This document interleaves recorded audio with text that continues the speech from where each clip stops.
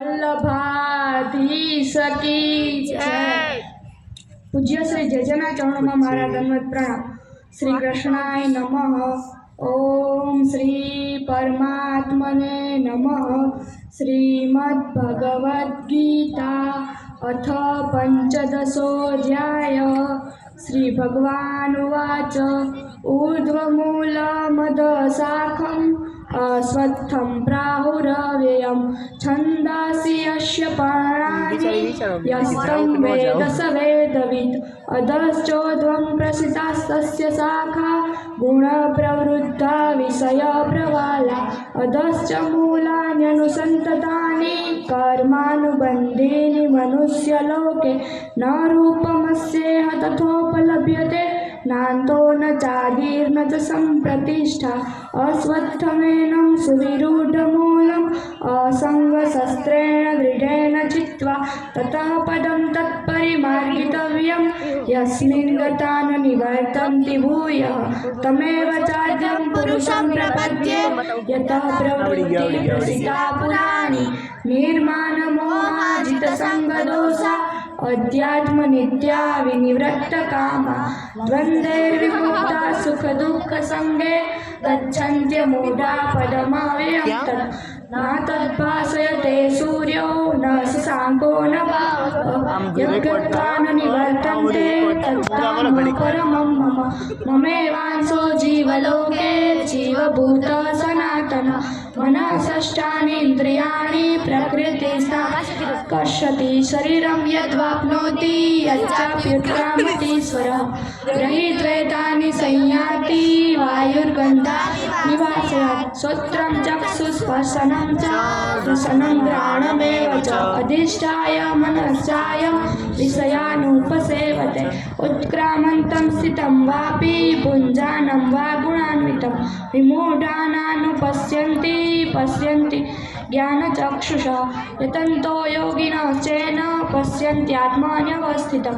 यतन्तोऽप्यकृतात्मानो नैनं पश्यन्त चेतसः यदादित्यगतं तेजो जगद्भासयतेऽखिलं यच्चन्द्रमसि यच्चाग्नो तत्तेजो विद्धि मामकं गामाविश्य च भूतानि धारयाम्यमोजसा पुष्णामि चौषधी सर्वा सोमो भूत्वा रसात्मकः अहं वैश्वानरो भूत्वा प्राणिनां देहमाश्रितः प्राणापानसमायुक्तः पचाम्यन्नं चतुर्विधं सर्वस्य चाहं हृदि मतः स्मृतिज्ञानमपोहनं च वेदेश सर्वैरहमेव वेद्यो वेदान्तप्रत्येदविदेव चाहं द्वाविमो पुरुषो लोके क्षरश्चाक्षर एव च क्षर सर्वाणि भूतानि कूटस्थोऽक्षर उच्यते उत्तमः पुरुषस्त्वन्यः परमात्मेत्युदाहरतः यो लोकत्रयमाविश्य बिभर्त्यव्यय ईश्वरः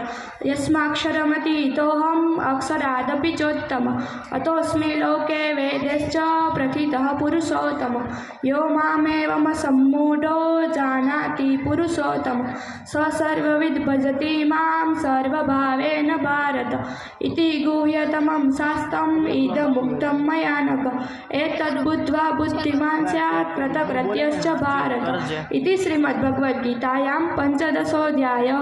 श्री कृष्ण अर्पणमस्तु। આ અધ્યાય વિશે હું થોડોક સારાંશ કહેવા માગું છું। આ સંસારરૂપી જીવનમાં આ સંસારરૂપી વૃક્ષનું આદિપુરુષ પરમાત્મા રૂપ મૂળ ઊંચે છે અને તેની બ્રહ્મારૂપ શાખાઓ નીચેની તરફ વિસ્તરેલી છે। આ સંસારરૂપી વૃક્ષનું કોઈ પણ ચોક્કસ સ્થિર રૂપ જોવા મળતું નથી। આ સંસારનો સર્વાંશે અંત થતો જણાતો નથી અને તેનો અને આ સંસારમાં ફરી પાછું આવવા માટે આ વૃક્ષને વૈરાગ્યરૂપી મજબૂત શસ્ત્રોથી કાપી નાખવું જોઈએ।